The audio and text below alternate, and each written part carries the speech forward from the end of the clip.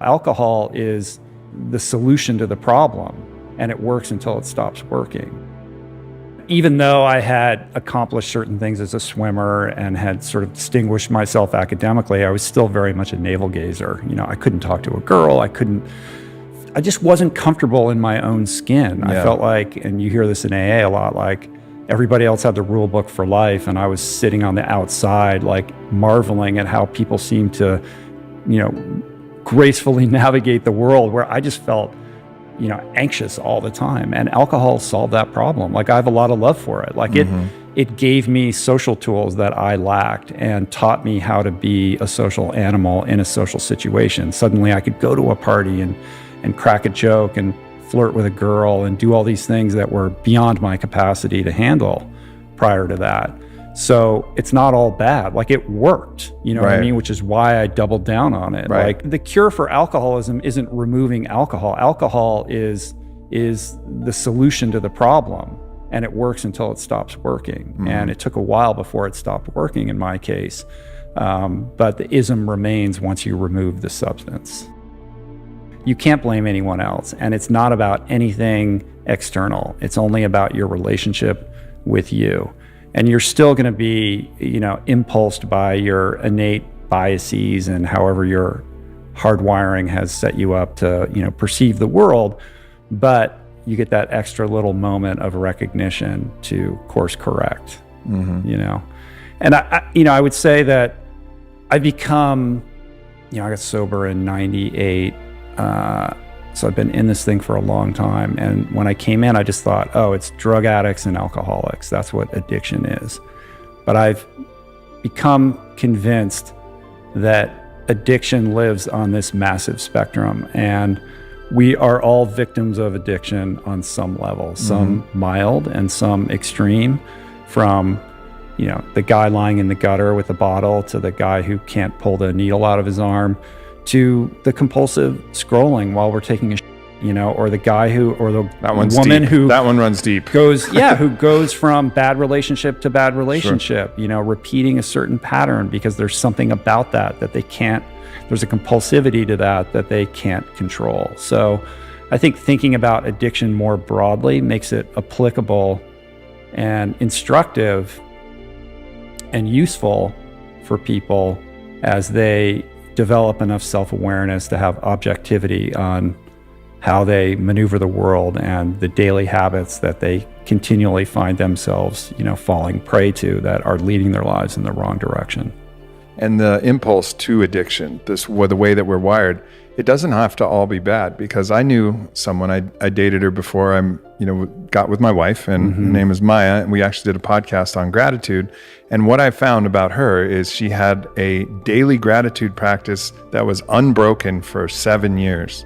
And she was addicted to gratitude, like literally addicted to gratitude. And it was amazing. She was such a happy person. She forged that addiction. But it is a practice, right? Absolutely. So she didn't necessarily wake up feeling grateful, but by dint of, her allegiance to that practice becomes that which she aspired to become. And it was a 30-minute practice. Like, it was like a legit practice that she did. She had a whole curriculum that she had developed, and being grateful for different aspects of her life. And so that's possible with the same mechanism that drives people to all of the things that you mentioned prior. The same mechanism can kick in and get you addicted to those things. The kind of final chapter in my alcoholism, just to disabuse everybody of any kind of romantic Bukowski notion of what it was like. I was not, penning the great American novel or doing anything creative. I was by myself, drinking alone, often waking up in the morning and having a vodka tonic in the shower, and working as a lawyer and trying to sneak drinks throughout the day. Like, it was exhausting. It was sad and lonely. I had burned bridges with friends. I was unreliable. My parents didn't want anything to do with me. And, ultimately, I had a marriage that ended on the honeymoon. Like, I created a lot of chaos and wreckage and destroyed a lot of relationships, and just became, irresponsible, unreliable member of society, living like 2 blocks from here, sleeping on a bare mattress on the floor of a apartment with no furniture, and the phone wasn't ringing.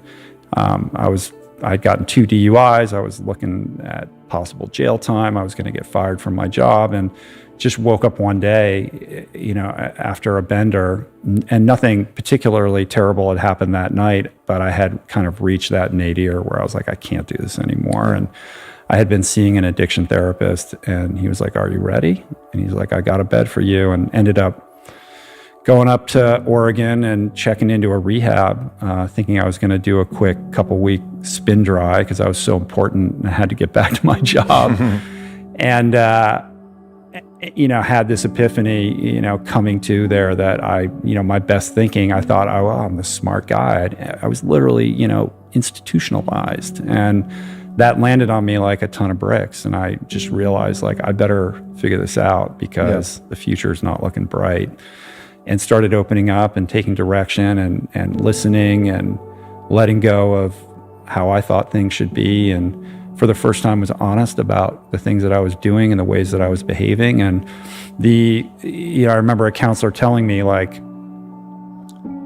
you have a case of alcoholism that we typically only see in like 65-year-old men who come in here who have been drinking for the better part of their lifetime. And if you don't get this, like, you're probably going to die.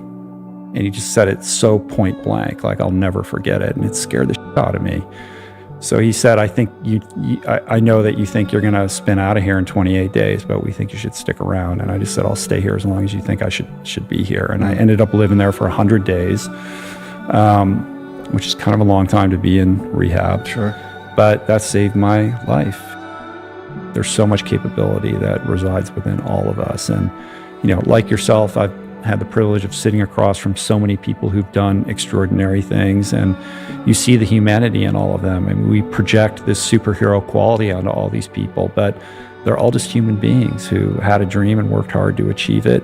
And it's inspiring to really own and grasp the idea that we're all sitting on top of deep reservoirs of potential that remain untapped, and our job is to figure out how to authentically connect with that voice that is telling us to unlock something and share it with the world. And if you can do that and then share that story and tie it in some way to service as a teacher, or in some way that can inspire other people or pave the way for a better world, I mean, that to me is the recipe for a good, purpose-driven, fulfilling life.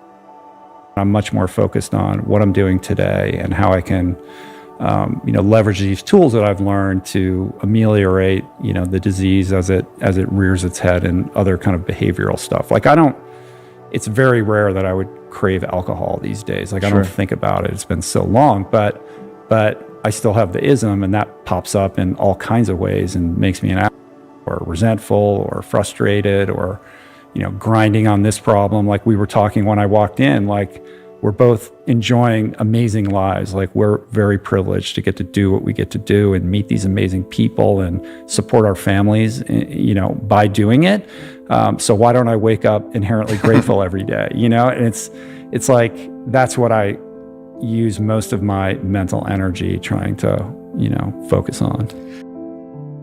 When you are telling yourself, that you got to keep going, you need to suffer more, because this is about suffering tolerance. Ultimately, you have to coach yourself. You have to be a good coach to yourself in this process, because it is very, very much mental. What's your kind of inner monologue as the inner coach of yourself in these points where you need to push yourself through the suffering? I think for me, it's all about being present and comfortable with the discomfort.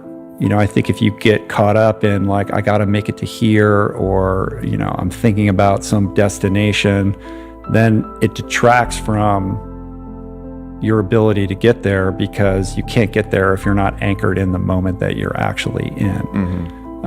And I think what happens is time becomes very malleable. Like, if I'm doing an 8-hour ride and you're in this, like, suffering state of mind, you're not used to that. It's going to feel like an eternity. But when you build up to it, like, suddenly an 8-hour ride feels like a 2-hour ride. So there is a weird thing that happens with that I think any endurance athlete would recognize. But for me, it's about it's always bringing myself back to the present moment. Yeah. And not trying to run away from it or distract myself from it.